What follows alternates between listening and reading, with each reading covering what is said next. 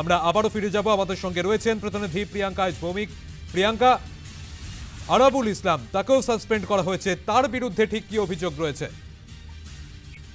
দেখো, তুমি জানো যে আরাবুল ইসলামের বিরুদ্ধেও বেশ কিছুদিন ভাবে দলের অভ্যন্তরে বিশৃঙ্খলার বেশ কিছু অভিযোগ এসেছিল। সেই অভিযোগ থেকে কিন্তু পরে কিন্তু বিভিন্ন রকম কথা উঠেছিল তৃণমূলের অন্দরে, এবং তারপরেই দেখা যায় যে আরাবুল ইসলামকেও কিন্তু দল থেকে সাসপেন্ড করা হয়েছে। কখনো তাকে বলা হয় তাজা নেতা, এই ভাবেও কিন্তু তাকে আখ্যা দেওয়া হয়।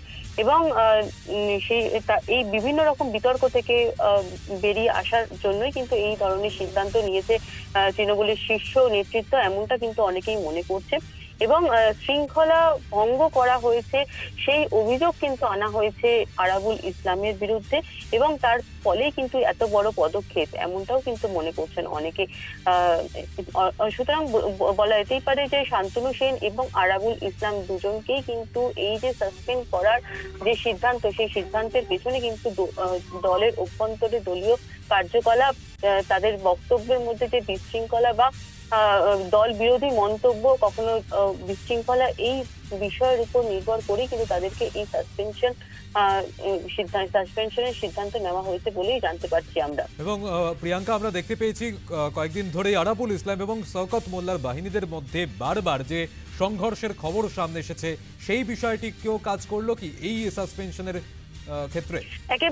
একেবারে দেখো, এই যে সংঘর্ষের খবর আমরা পেয়েছি এর আগেও, এটা কিন্তু তৃণমূলের অন্দরেই কোনো না কোনো ভাবে একটা নেগেটিভ ইম্প্যাক্ট ফেলেছে তুমি বলতে পারো। কারণ সামনেই নির্বাচন আছে, 26-এর নির্বাচন আছে, আর তার আগে এই 25-এর এই সময় যাতে কোনো রকম ভাবে দলীয় অভ্যন্তরীণ কোন দলের গরিমাকে যাতে কোনো রকম ভাবে কলুষিত না করে, সেই দিকে কিন্তু কড়া নজরদারি চালাতে চাইছেন দলের শীর্ষ নেতৃত্বরা। এর আগে তুমি দেখেছো একাধিক বৈঠক হয়েছে, এবং সেই বৈঠকে একের পর এক সিদ্ধান্ত নেওয়া হয়েছে দলীয় যাতে সংগঠন ঠিক রাখা হয়, পাশাপাশি যাতে ভালোভাবে কাজ করে মানুষের কাছে পৌঁছানো যায় সেই দিকে যেমন নজর রাখা হবে, তার পাশাপাশি যেমন দলীয় যে সংগঠন, সেই সংগঠন যাতে একেবারে শক্তপোক্ত হয় সেদিকে কিন্তু নজর রাখা হবে। সেই দিকে, তারই দিকে কিন্তু আরেক ধাপ এগিয়ে যাওয়া হলো বলা যেতে পারে। এই তাদের দলীয় শীর্ষ নেতৃত্বের এই যে সিদ্ধান্ত, এই সিদ্ধান্ত কিন্তু তারই এক ধাপ এগিয়ে বলা যেতে পারে। কারণ শান্তনু সেন এবং আরাবুল ইসলামের মতো নেতৃত্বকে সাসপেন্ড করার মতো এই যে সিদ্ধান্ত, এই সিদ্ধান্ত কিন্তু তারই বলা যেতে পারে, তার অন্যতম ফলস্বরূপ বলা যেতে পারে।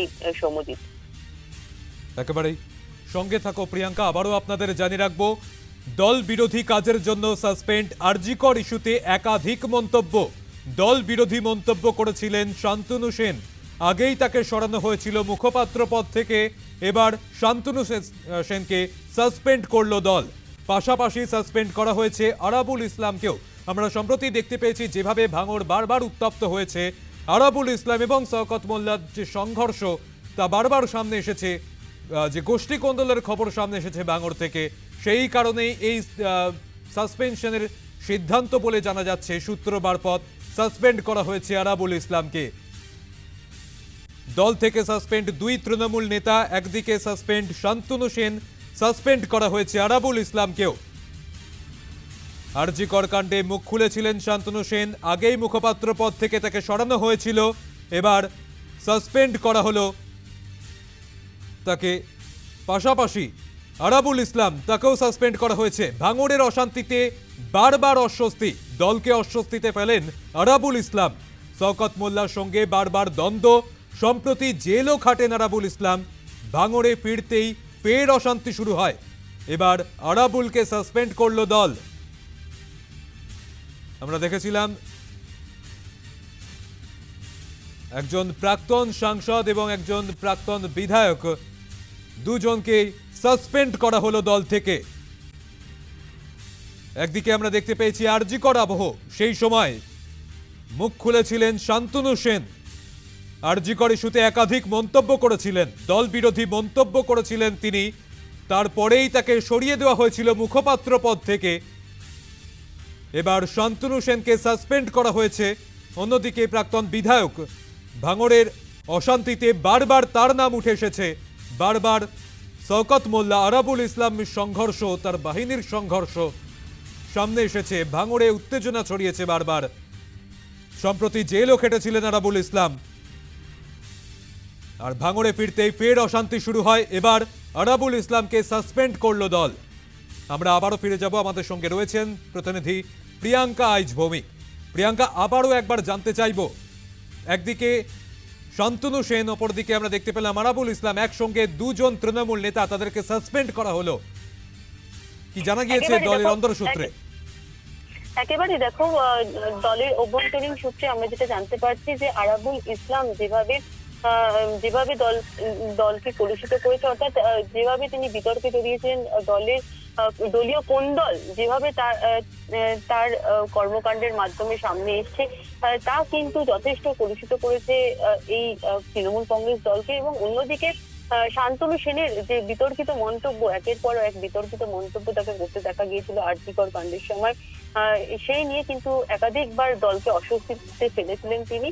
তারপরেও দেখা গিয়েছে যে তাকে কোন রকম ভাবে সেভাবে কড়া পদক্ষেপ তার বিরুদ্ধে নেওয়া হয়নি। দলীয় মুখপাত্রের পদ থেকে একবার তাকে সরিয়ে দেওয়া হয়েছিল ঠিকই, কিন্তু তার বিরুদ্ধে সেভাবে কড়া পদক্ষেপ কিন্তু সেই অর্থে নেওয়া হয়নি।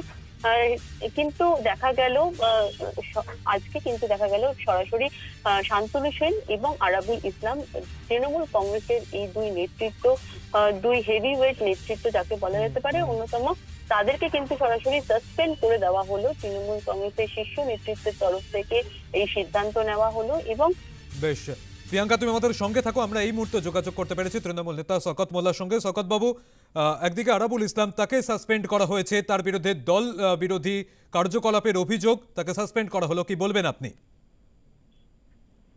দেখুন, এটা আমাদের দলের সর্বোচ্চ নেতৃত্ব, আমাদের দিদি মমতা বন্দ্যোপাধ্যায় এবং আমাদের সর্বভারতীয় সাধারণ সম্পাদক অভিষেক বন্দ্যোপাধ্যায়, তার শৃঙ্খলা রক্ষা কমিটি যেটা সিদ্ধান্ত নিয়েছে সেটাই আমরা দলের একজন অনুগত সৈনিক বলে আমরা মনে করি। দল যেটা সিদ্ধান্ত নেবে সেটাই আমরা মাথা পেতে নেই। সঠিক সিদ্ধান্ত নিয়েছে বলে আমি অন্তত মনে করছি। আমাদের দলটা বাঁচবে, আমাদের তৃণমূল কংগ্রেস বেঁচে গেল এই সিদ্ধান্ত নেওয়ার ফলে। এবং শওকত বাবু, সূত্র মারফত যেটা খবর পাওয়া যাচ্ছে, আপনার সঙ্গে বারবার দ্বন্দ্ব, আর এই দ্বন্দ্বের কারণেই তাকে সাসপেন্ড করা হয়েছে। এবং অন্যদিকে তৃণমূল নেতা শান্তনু সেন, তাকেও সাসপেন্ড করা হলো, তারও বিরুদ্ধে দল বিরোধী কার্যকলাপের অভিযোগ মনে করা হচ্ছে। সূত্র মারফত খবর, আরজিকর কাণ্ডে তিনি মুখ খুলেছিলেন, সেই জন্যই এই সিদ্ধান্ত। দেখুন, সর্বোচ্চ আমাদের দলের শৃঙ্খলা রক্ষা কমিটি আছে, আমাদের দিদি আছে এবং আমাদের দাদা অভিষেক বন্দ্যোপাধ্যায় আছেন। তারা যে সিদ্ধান্ত, সঠিক সিদ্ধান্ত নিয়েছেন বলে আমি অন্তত মনে করি।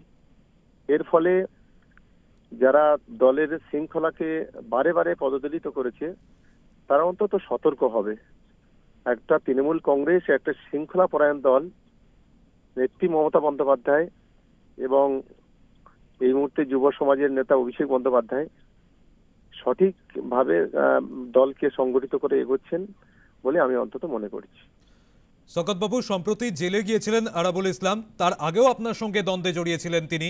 জেল থেকে ফেরার পর আবারও তিনি আপনার সঙ্গে দ্বন্দ্বে জড়ান, সেই জায়গায় ভাঙড়ে বারবার অশান্তির ঘটনা। এবার এই সিদ্ধান্ত দলের। একমাত্র তৃণমূল কংগ্রেস দল যারা সঠিকভাবে সঠিক সময় সঠিক সিদ্ধান্ত নিতে পারে, সেটা এটা দিয়ে আরেকবার প্রমাণ হলো, সেটা প্রমাণিত।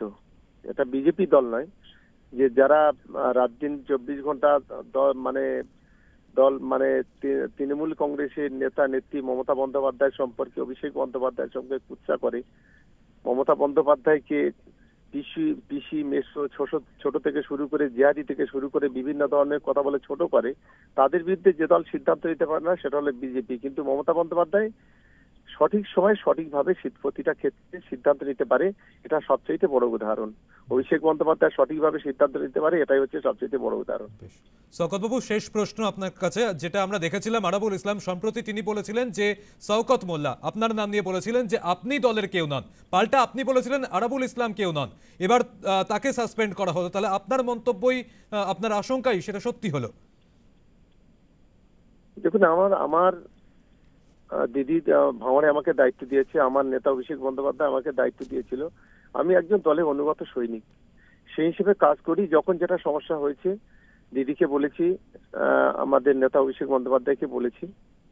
স্বাভাবিক কারণে তারা সঠিকভাবে পর্যালোচনা করেছেন এবং নিশ্চিতভাবে সবগুলোকে ভেরিফাই করেছেন, করে সঠিক সিদ্ধান্ত নিয়েছেন বলে আমি অন্তত মনে করছি। যেটা নিয়ে ভাঙড় তৃণমূল কংগ্রেস অনেকটা শক্তিশালী হবে, এটা আমি খুব দায়িত্ব নিয়ে বলছি যে আমরা 2024-এ 87,000 ভোটে জিতেছিলাম, 2026-এ আলো ভারত রেজাল্ট আমরা করতে পারবো। এবং আজকে যে ভাঙড়ে আইএসএফ, তার একটা সবচেয়ে বড় কারণ ছিল এই আরাবুল ইসলাম, যে যার জন্য আজকে ভাঙড়ের মানুষ 2021 সালে তৃণমূল কংগ্রেসে হারিয়ে একটা শিক্ষা দিয়েছিল আমাদের। সেটা থেকে আমরা শিক্ষা নিয়ে 2024-এ মানুষের আশীর্বাদ, ভালোবাসা এবং দিদি এবং আমাদের নেতা অভিষেক বন্দ্যোপাধ্যায়ের তাদের সহযোগিতায় আমরা ভাঙড় উদ্ধার করেছিলাম। আগামী দিনে ভালো রেজাল্ট করবো, ভাঙড়ে অনেক ধন্যবাদ উন্নয়ন করবো আশা করছি। আমরা এই মুহূর্তে যোগাযোগ করতে পেরেছি বিজেপি নেতা জগন্নাথ চট্টোপাধ্যায়ের সঙ্গে। জগন্নাথ বাবু, আপনাকে স্বাগত নিউজ টাইমে। আপনার কাছে যেটা জানতে চাইবো, দল থেকে সাসপেন্ড দুই তৃণমূল নেতা, একদিকে সাসপেন্ড করা হলো শান্তনু সেনকে, অপরদিকে আরাবুল ইসলাম, তাকেও সাসপেন্ড করা হলো। কি বলবেন আপনি? দল বিরোধী কার্যকলাপের অভিযোগ রয়েছে দুজনের বিরুদ্ধেই। তৃণমূল কংগ্রেসের কে দলের পক্ষে কাজ করলো, কে দল বিরোধী কাজ করলো, কে কাকে সাসপেন্ড করলো, তা নিয়ে আমাদের ভারতীয় জনতা পার্টির কিছু বলার নেই। কিন্তু অন্তত পক্ষে শান্তনু সেন এবং আরাবুল ইসলাম যে তৃণমূল কংগ্রেস করতেন, এই শোকজের লেটার যদি ইস্যু হয়ে থাকে তাহলে সেটাতে প্রমাণ হলো ওদের তো কোনো মেম্বারশিপ নেই, ওদের কোনো সভ্য পদ নেই। তো ওটা জানা যায় না কে তৃণমূলে আছে আর কে তৃণমূলে নেই। কখন যখন শাস্তি দেওয়া হয় তখন বুঝতে পারা যায় যে কে কোথায় আছে, পদগুলো জানা যায়, কে কোন পদে আছেন, কে তৃণমূলে আছেন। তো ভালো কথা, যারা বোঝা যাচ্ছে যে একজন পিসিমণির লোক একজন সাসপেন্ড হয়েছেন, একজন ভাইপোর লোক সাসপেন্ড হয়েছে। আমার মনে হচ্ছে তৃণমূলে এবার ভারসাম্যের রাজনীতি শুরু হয়েছে। তো এই লড়াই ঝগড়া থেকে এবার সন্ধির রাস্তা আস্তে আস্তে খুলবে বলে আমাদের মনে হয়েছে। কিন্তু এসব করে আর ইমেজ মেকওভারের যে চেষ্টা তৃণমূল কংগ্রেসের মুখিয়া এবং তৃণমূল কংগ্রেস সামগ্রিকভাবে দল হিসেবে করার চেষ্টা করছে, তাতে কোনো লাভ হবে না। কারণ পশ্চিমবঙ্গের মানুষ ঠিক করে নিয়েছে যে তৃণমূল কংগ্রেস বাংলার রাজনীতিতে এখন অতীত, 26-এ বিজেপি বাংলার ভবিষ্যৎ। একেবারে ধন্যবাদ জগন্নাথ বাবু।